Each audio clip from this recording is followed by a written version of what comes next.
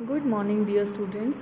So, let us go through the next topic of chapter 2, Consumers Equilibrium. The topic is total utility. In abbreviation, we can write TU. Total utility refers to the total satisfaction obtained from the consumption of all possible units of a commodity. हमने एक particular commodity के जितने भी total units consume किए हैं उन सब से मिलकर होने वाला सेटिस्फैक्शन टोटल यूटिलिटी कहलाता है. It measures the total satisfaction obtain from consumption of all the units of that good. हमने एक गुड के जितने भी यूनिट्स कंज्यूम किए हैं उस टोटल सेटिस्फैक्शन को हम टोटल यूटिलिटी बोलते हैं. फॉर एग्जाम्पल, अगर आपने फर्स्ट आइसक्रीम कंज्यूम की और उससे आपको 20 यूटिल्स का सेटिस्फैक्शन होता है तो इस 20 को तो हम कहेंगे initial utility. What is initial utility? The utility derived from the first unit of a commodity. अगर केवल एक यूनिट कंज्यूम किया है उस यूटिलिटी को हम इनिशियल यूटिलिटी कहते हैं. उसके बाद जब हम नेक्स्ट यूनिट कंज्यूम करते हैं, लाइक सेकेंड आइसक्रीम से हमें 16 यूटिल्स का सेटिस्फेक्शन हुआ. Now we can sum up these utilities. इन दोनों को अगर हम सम कर देंगे, दो यूनिट्स की यूटिलिटी को प्लस कर देंगे, तो ये 36 जो आया है that is called total utility. Similarly, अगर आपने तीसरी आइसक्रीम भी कंज्यूम की है और उससे 10 यूटिल्स का सेटिस्फेक्शन हुआ है, देन TU फ्रॉम 3 आइसक्रीम्स, यानी अब तीनों का टोटल देखें 20 + 16 + 10, then it is called total utility of 46 utils. So how can we calculate TU?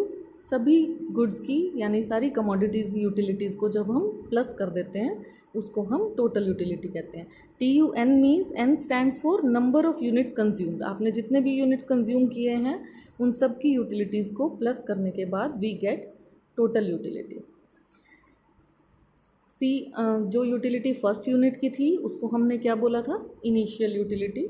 And for example 20 utils थे हमारे फर्स्ट आइसक्रीम के, उसको हमने इनिशियल यूटिलिटी बोला था. And total utility is zero at zero level of consumption. अगर हमने कुछ भी कंज्यूम नहीं किया है तो TU हमेशा ज़ीरो रहेगा. Now see the meaning of marginal utility. MU. Marginal का मतलब हमेशा एडिशनल होता है. So marginal utility is the additional utility derived from the consumption of one more unit of the given commodity.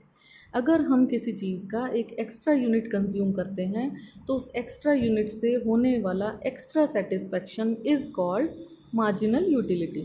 It is the utility derived from last unit of a commodity purchased. जो भी हमने last unit consume किया है उसकी utility को हम marginal utility बोलते हैं.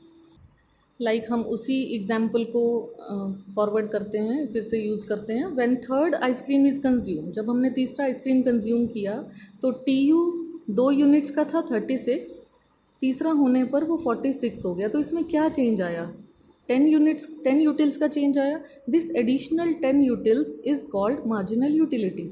सो मार्जिनल यूटिलिटी क्या है? The addition made to total utility. ये जो टोटल यूटिलिटी में ऐड होके चेंज आया है जब हमने एक यूनिट और कंज्यूम किया उसको हम मार्जिनल यूटिलिटी बोलते हैं.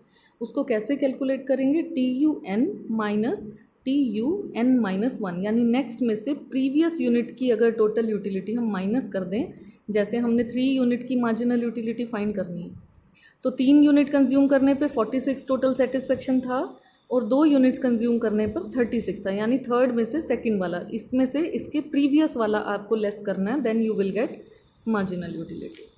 One more way is to calculate marginal utility is change in TU upon change in number of units. We can write delta TU upon delta Q. This is another formula for marginal utility. And अगर हम marginal utility के हिसाब से total utility find करने लगे, अभी हमने पढ़ा था कि TU का फॉर्मूला सारी यूटिलिटीज़ को प्लस करके आता है, तो simply we can say sum of all marginal utilities is also called TU. Sum of sigma MU TU होता है. This is another formula for TU. आप ऐसे करके अलग अलग प्लस भी कर सकते हैं और sum total of marginal utilities बताएंगे तब भी वो TU ही आएगा. So there is a relation between TU and MU. अब इन दोनों में कोई रिलेशन आया, वो कैसे फाइंड आउट करेंगे? See this schedule. हमने आइसक्रीम कंज्यूम किए थे तो हम 1 बाय 1 इसमें यूनिट्स को मेंशन करेंगे. 1 2 3 4 5 6. ठीक है. अब ये फर्स्ट यूनिट से हमें सेटिस्फेक्शन मिल रहा था 20 का, सेकंड से हमें 16 का, थर्ड से 10 का। इसी तरह से MU हमेशा डिक्रीज़ होता है, तो इसको आप डिक्रीजिंग ऑर्डर में लेके जाएंगे, फिर ज़ीरो भी दिखाएंगे और फिर नेगेटिव भी दिखाएंगे according to law of diminishing marginal utility, क्योंकि उस लॉ के अकॉर्डिंग MU हमेशा डिक्लाइन होता है। अब TU क्या पढ़ा है हमने, सम ऑफ MU, तो आप इसको सम करके फाइंड आउट कर सकते हैं। Like first unit will be the same 20, then 20 + 16 is 36, then 20 + 16 + 10 is 46, then 46 + 4 is 50, plus 0 50 minus 6 44। अगर आप ये पहले लिखते हैं, इसकी हेल्प से इसे भी फाइंड आउट किया जा सकता है। 36 minus 20 is 16, 46 minus 36 is 10, 50 minus 46 is 4, 50 minus 50 is 0, and 44 minus 50 is -6. We can also show this with the help of graph. See, at x-axis we are taking units of ice cream and y-axis we are taking MU and TU. This is the graph of marginal utility. It is downward sloping क्योंकि MU हमेशा decrease हो रहा है, 20, 16, then 10, then 4 and then 0 and then -6, ये negative में भी जाएगा। And TU क्या हो रहा है, पहले इंक्रीज़ हो रहा है, फिर कांस्टेंट हुआ, फिर डिक्रीज़ हो गया। पहले इंक्रीजिंग फेज में गया, then constant and then decrease. जहाँ पे MU 0 होगा उससे आप एक डॉटेड लाइन ऊपर लेके जाएंगे तो ये पॉइंट अपने आप वहाँ पे जाके मैच होगा जहाँ टोटल यूटिलिटी मैक्सिमम है। This is the relation between MU and TU। See theoretical form में हम इसी रिलेशन को देखते हैं।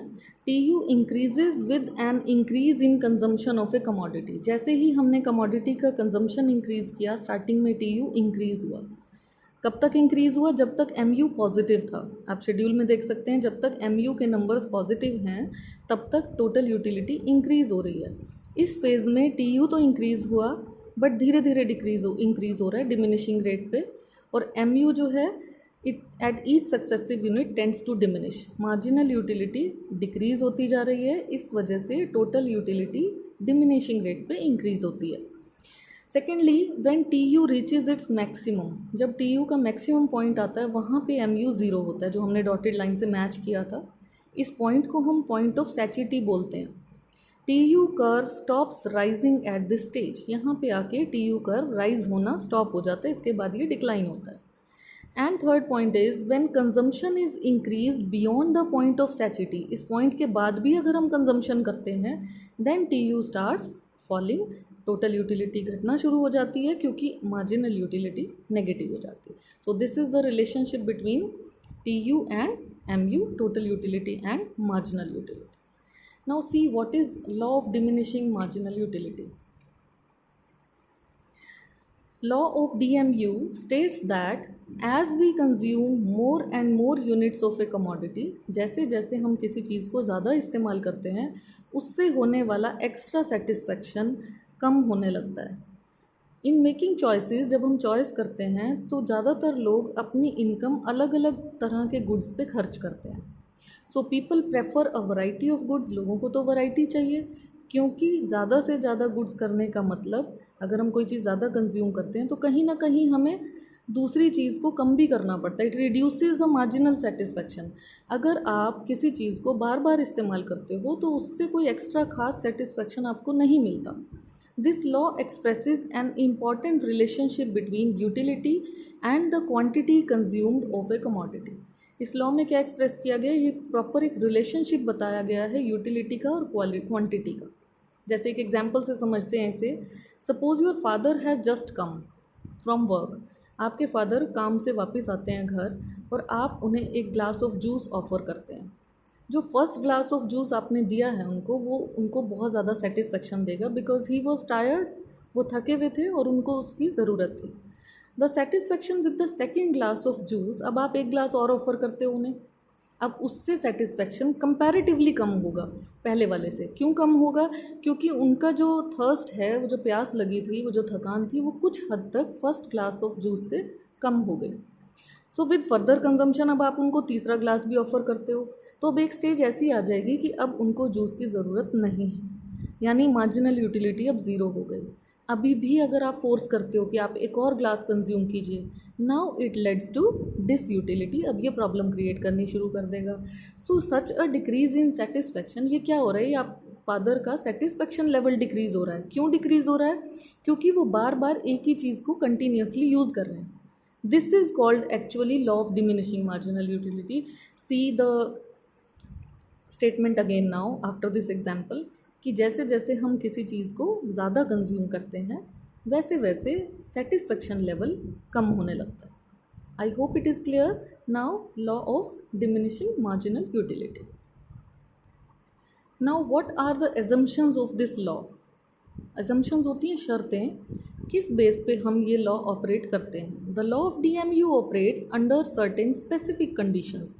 इकोनॉमिस्ट ने कुछ कंडीशंस बताई हैं कि ये लॉ तभी ऑपरेट होगा जब ये कंडीशंस सेटिस्फाइड होंगी। What are those conditions?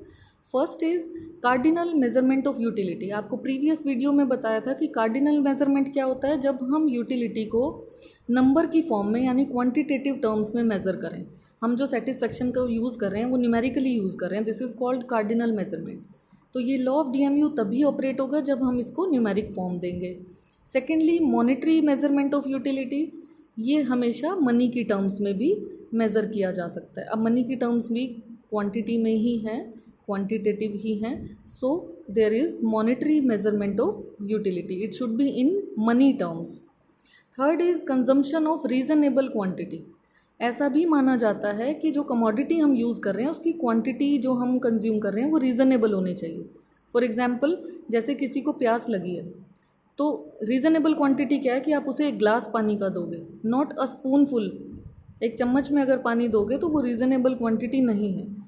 C if a thirsty person is given water in a spoon, किसी को प्यास लगी है और आप उसे चम्मच में पानी देते हो तो एडिशनल स्पून से तो उसे ज़्यादा सेटिस्फेक्शन मिलेगा, उसे तो और चाहिए। बट इस लॉ के अकॉर्डिंग हमने क्या पढ़ा है कि एक्स्ट्रा चीज़ें जब हम कंज्यूम करते हैं तो सेटिस्फेक्शन लेवल डिक्रीज़ होता है। तो हम एक रीज़नेबल क्वांटिटी यानी ग्लास पानी का लेके चलेंगे, तभी तो आप प्रूव कर पाएंगे कि फर्स्ट ग्लास से ज़्यादा सेटिस्फेक्शन हुआ, सेकंड वाले से थोड़ा कम हो गया, थर्ड से और कम हो गया। Fourth is continuous consumption. ऐसा भी माना जाता है कि कंजम्पशन कंटिन्यूस होनी चाहिए। अब अगर वाटर के ग्लास की बात करें, एक ग्लास आज पानी पिया, एक कल पिया, एक परसों पिया, ये कंटिन्यूस नहीं है। अब कंटिन्यूस नहीं है तो आप ये लॉ प्रूव नहीं कर पाओगे। एक के बाद एक कंज्यूम करोगे तभी तो कहोगे कि सेटिस्फेक्शन नहीं है। अब लाइक अगर एक आइसक्रीम कंज्यूम मॉर्निंग में की, एक इवनिंग में की, तो सेकंड वाली हो सकता है आपको ज़्यादा सेटिस्फेक्शन दे, इवनिंग में ज़्यादा मज़ा आ गया हो, है ना। तो आपको कंटिन्यूस कंजम्पशन अगर है तभी ये लॉ ऑपरेट होगा, अदरवाइज नहीं होगा। Then no change in quality. जो यूनिट्स आप कंज्यूम कर रहे हो, अब आइसक्रीम का एग्जांपल कंटिन्यूड है यहाँ पे कि फर्स्ट आपको पसंद नहीं है, सेकंड में आपको नट्स एंड टॉपिंग्स भी मिल गए साथ में, तो आपको तो सेकंड वाली ज़्यादा पसंद आएगी। तो क्वालिटी अगर सेम है, बार बार एक ही चीज़ को रैंडमली आप कंटिन्यूसली एक ही चीज़ को लेके चल रहे हो, तभी ये लॉ ऑपरेट होगा, एक ही क्वालिटी पे ऑपरेट होगा। क्वालिटी चेंज होने पर भी ये लॉ ऑपरेट नहीं होता। Then rational consumer. Rational consumer एक समझदार कंज्यूमर होता है जो कैलकुलेट करता है, कंपेयर करता है अलग अलग चीज़ों की यूटिलिटीज़ को। यानी एक ऐसा इंसान जो ख़रीदने से पहले देखे कि मुझे चीज़ों की ज़रूरत है या नहीं है, मैं जो ख़रीद रहा हूँ मुझे उससे टोटल सेटिस्फेक्शन मैक्सिमम होने वाला है या नहीं होने वाला, ऐसा पर्सन रैशनल कंज्यूमर होता है। तो the consumer must be rational. अगर हम किसी लॉ की बात कर रहे हैं तो वो समझदार कंज्यूमर की ही बात कर रहे हैं। Then independent utilities. हर प्रोडक्ट की अपनी यूटिलिटी है, यानी पहली कमोडिटी जो कंज्यूम की उसकी सेटिस्फेक्शन दूसरे कमोडिटी की सेटिस्फेक्शन से कोई लेना देना नहीं है। इसलिए it is also assume that one person's utility is not affected by the utility of other person. ये ज़रूरी नहीं कि जो चीज़ आपको सेटिस्फाई करे वही दूसरे पर्सन को भी सेटिस्फाई करती है, ऐसा भी नहीं होता। Person to person it variates. And then MU of money remains constant. जैसे कंज्यूमर स्पेंड करता है मनी कमोडिटी पे, he is left with lesser money. क्या होता है कि आप जब पैसा खर्च करते हो तो आपके पास पैसे कम बचते हैं क्योंकि खर्च हो गए, दूसरी चीज़ों के लिए आपके पास कम मनी बचती है। अब इस प्रोसेस में जो बची हुई मनी है वो आपको ज़्यादा प्यारी हो जाती है, इसलिए MU जो मनी का है वो हमेशा बढ़ता है। आप कभी भी मार्जिनल यूटिलिटी का लॉ मनी पे अप्लाई नहीं कर सकते, क्योंकि पैसा एक ऐसी चीज़ है, आप कितना भी खर्च कर लो आपको ये नहीं लगेगा कि अब मेरी सेटिस्फेक्शन कम होगी, आपको और चाहिए। ठीक है। And fixed income and prices, ऐसा भी माना गया है कि सेम इनकम लेवल हो, सेम प्राइस हो, कंटिन्यूस कंजम्पशन हो, तभी ये लॉ ऑपरेट होता है। And there must be perfect knowledge, consumer को परफेक्ट नॉलेज होनी चाहिए कंजम्पशन से पहले। Thank you, have a nice day.